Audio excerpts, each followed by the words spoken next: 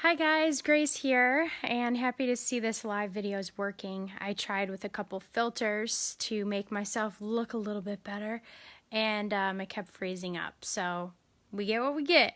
As they say in my daughter's preschool, you get what you get and you don't throw a fit. So I am really happy tonight because I was able to take a really good shower and just like soak.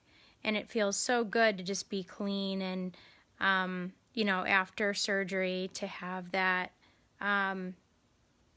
just turning the corner in pain and everything like that. So I'm feeling really good. I wanted to come to you today with just a quick message about going through something difficult, whether it's a surgery or a breakup or an illness or whatever it may be. I think the key is to recognize that there will be an end date to the difficult time. And sometimes you don't have control over the end date. So I'm the type of person who is used to when I want something and I go after it full force until I get what I want.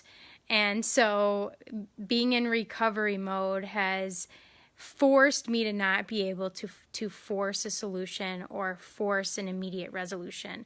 But I have known all along that there will be an end date and I will get back to my life. And so just focusing on the fact that pain does not last forever and that the tides will turn, that focus is super important. So no matter what it is that you're going through, just a reminder that it's temporary and to do what you need to do to get through it. And if it's to be extra needy for a little while, then be extra needy. If it's to take time off, then take time off. If it's to, when you're in a difficult time, you just have to do what you have to do to survive. And sometimes you're not in thrive mode. Sometimes you're in survive mode, and that's okay. I've had a lot of people reach out and kind of, I think people don't know what to say. I think that what I've been through, a lot of people look at it as elective or self-inflicted or whatever. So what? Even if it was, even if I didn't need a mastectomy, right? Because I didn't yet have technically cancer. But I made that decision because I thought it was the best thing for my health long term. It doesn't necessarily mean you need to feel bad for me or that I don't want to make anyone feel bad ever. So, there's some people who reached out and said, stop being so negative or don't be this or don't be that. And there's one thing I learned, and I keep learning in life, and it's that I don't live for the approval of other people. And I have to keep reminding myself, and life keeps teaching me that lesson over and over and over again. And I am a sensitive person, and I do care how I make other people feel, but oftentimes you get stuck in this approval mode of, I want to be a people pleaser. I want to make other people happy. And I've worked really, really hard to not live that way from, the earliest days of, I'll tell you a funny, personal story.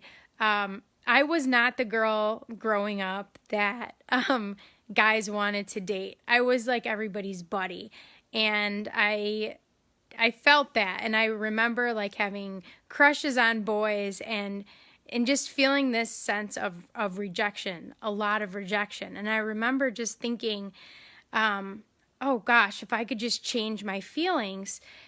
And actually, I learned how to do that. I learned how to change my feelings. I learned how to I learned how to use positive affirmations to change how I felt about people. And at a very young age, that happened in junior high, actually.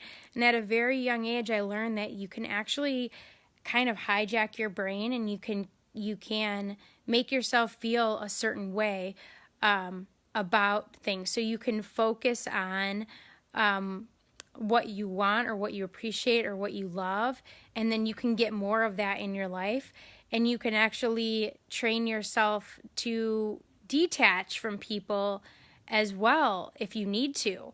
And so just learning that skill so young has been very, very powerful for me. And I think it's one of the main reasons that I've been successful is because I've been able to just overcome rejection. And in sales and in business, you deal with rejection and you deal with not being the perfect fit for everyone. But the faster that you can kind of overcome that, the better. So I've learned very quickly to, and with the help of friends and certain people who kind of get it, I've learned to, when things come up, try to squash them as quickly as possible and get back to that positive mindset. But this healing process is different. It's taught me that it's okay to be in repair and it's okay to not be in control. And I'm not totally in control of how quickly I heal or when my surgery was planned or how big my chest is or what medication I get prescribed or there are things that are not within our control. And so that has been a fun experience. I think someone wants to join me. I'm going to approve it person, but I welcome the conversation. So, anyways, I guess I want to just encourage anyone watching and my Facebook friends to realize that you do have control of a lot of the things that you don't realize you have control over. And the things that you don't have control over, just realize that there will be an end date.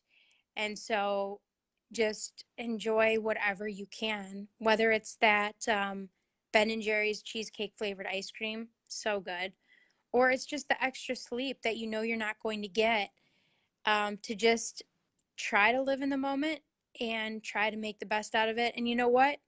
If you're having a bad day, that's okay too. You don't need to be everything to everyone all the time. Perfection is, first of all, it doesn't exist. Second of all, it's overrated. And third of all, no one can relate to that anyways. So if you're looking at my video and you're like, why is Grace going live when she looks like a wet dog with no makeup on? Hey, I'm happy, I'm clean, I'm blessed I got a shower today. And I just want to thank you guys for being so loving and supportive through this entire process. I am most definitely on the other end of it. And I expect to be back to more like myself next week. So I love you guys. I hope you have a great night, and I will see you soon. Bye.